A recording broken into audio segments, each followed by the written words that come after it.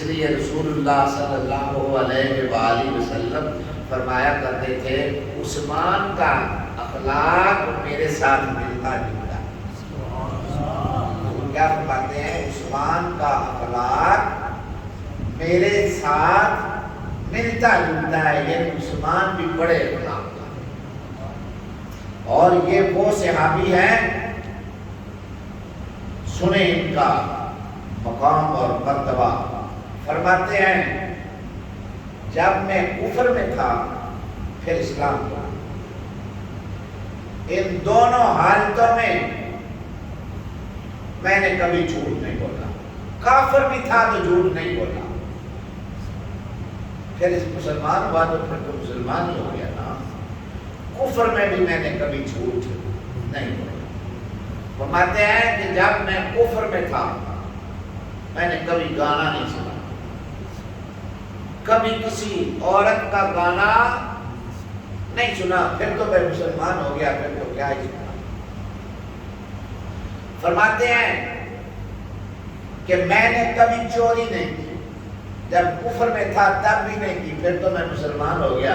مسلمان ہو کر تو چوری کیا ہی کرتے، ہم تو مسلمان ہیں پھر بھی چوریاں کرتے ہیں نا۔ اچھا چوری صرف ایک ہی نہیں ہوتی، ہم سمجھتے ہیں کہ چوری صرف مال کی ہوتی ہے، چوریاں بہت ساری۔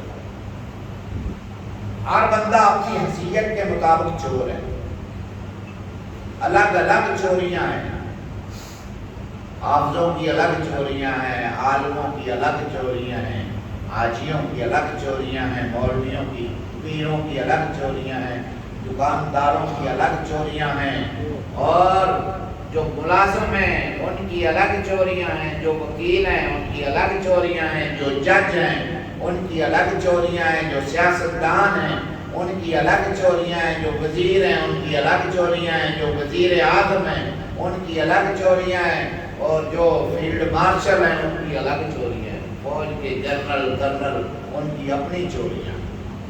اور اس معاشرے میں جس میں ہم زندہ ہیں اکثر لوگ چور ہیں، اکثر لوگ چور ہیں۔ خدا ہمیں چوریوں سے بچائے، اور میں توبہ کرتا ہوں اور آپ بھی توبہ کرتا ہوں کہ آئندہ زندگی میں اللہ ہمیں چوری سے بچائے۔ ہم نے بھی چوریاں کی ہیں، آپ نے بھی، ہم سب دعا کریں اللہ سے کہ اللہ ہمیں چوریوں سے بچا، کیونکہ چور مومن نہیں ہوتا، چور کا ایمان خراب ہو جاتا، چھوٹی چھوٹی بات پہ ایمان اس کا برباد ہو جاتا۔ چور کیسے مومن ہو سکتا؟ میں نے کہا ہر بندے کی چوری بکری بکری ہے۔ اب اس کے تفصیل میں جاؤں تو یہی موضوع بن جائے گا۔ حضرت عثمان غنی فرماتے ہیں کہ جب میں کافر تھا تب بھی میں نے کبھی چوری نہیں کی، کسی قسم کی کوئی چوری نہیں کی، پھر تو میں مسلمان ہو گیا۔ مسلمان ہوتا تو پھر کیا ہی کرنی تھا۔ دیکھو اسلام میں تو چوری کا تصور ہی گویا نہیں ہے۔ جب میں کافر تھا تب بھی میں نے چوری نہیں کی، پھر تو میں وہی مسلمان تھا۔ سبحان اللہ، ہم تو مسلمان ہی ہیں نا، ہم تو کافر تھے ہی نہیں۔ جماعت رو مسلمان ہیں، پردیشی مسلمان ہیں، ہمارے اندر تو چوری نہیں ہونی چاہیے۔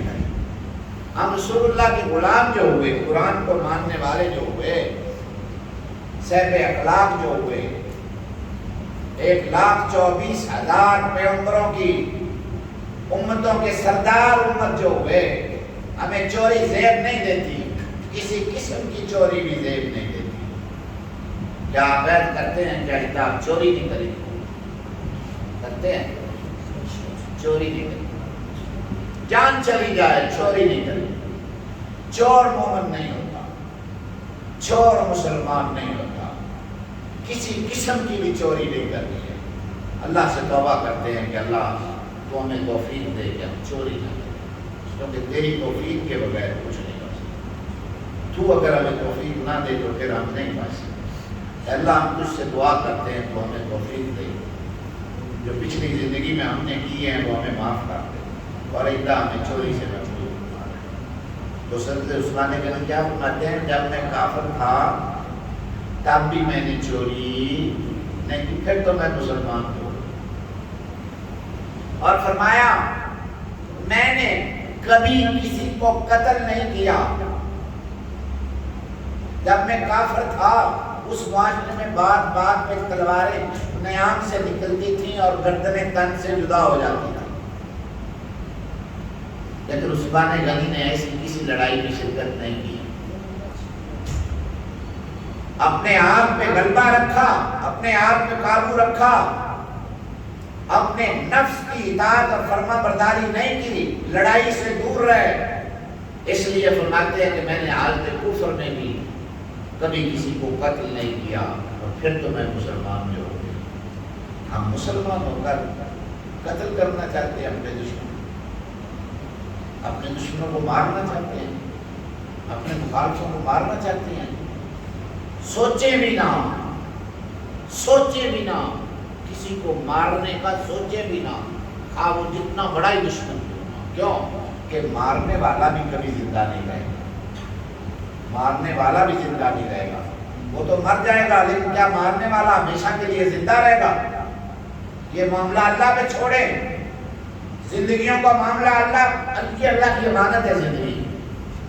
اس لیے جب کوئی بندہ کسی کو قتل کرتا ہے تو اس کا ایمان اس کے اندر سے نکل جاتا ہے، اور قرآن کہتا ہے کہ جس نے ایک انسان کو قتل کیا گویا اس نے پوری انسانیت کو قتل کر دیا۔ ایک انسان کا قاتل پوری انسانیت کا قاتل ہے، اور اللہ تعالیٰ ارشاد فرماتا ہے وہ ہمیشہ ہمیشہ جہنم میں رہے گا قاتل، اور اس پر میری لعنت ہو اور اس پر فرشتوں کی لعنت ہو۔ غصہ جتنا بھی شدید ہو جائے، معاملہ جتنا بھی خراب ہو جائے، اپنے آپ پہ کنٹرول کریں، اپنے نفس کو قابو میں لائیں، اور دھیان اور خیال رکھیں کہ یہ زندگیاں اللہ کی امانت ہے، ہم کسی کی زندگی میں خیانت نہیں کریں گے اور کسی کی زندگی کو چھیننے کی کوشش نہیں کریں گے، سوائے وہ جگہ جہاں اللہ اجازت دے۔ جہاد میں اللہ اجازت دیتا ہے، جہاں اللہ اجازت دیتا ہے وہاں ہم لوگوں کو مار سکتے ہیں، لیکن جہاں اللہ اجازت نہیں دیتا وہاں کسی زندگی کو نقصان پہنچانا ایسا ہے جیسا کہ اس نے پوری زندگیاں ختم کر دی۔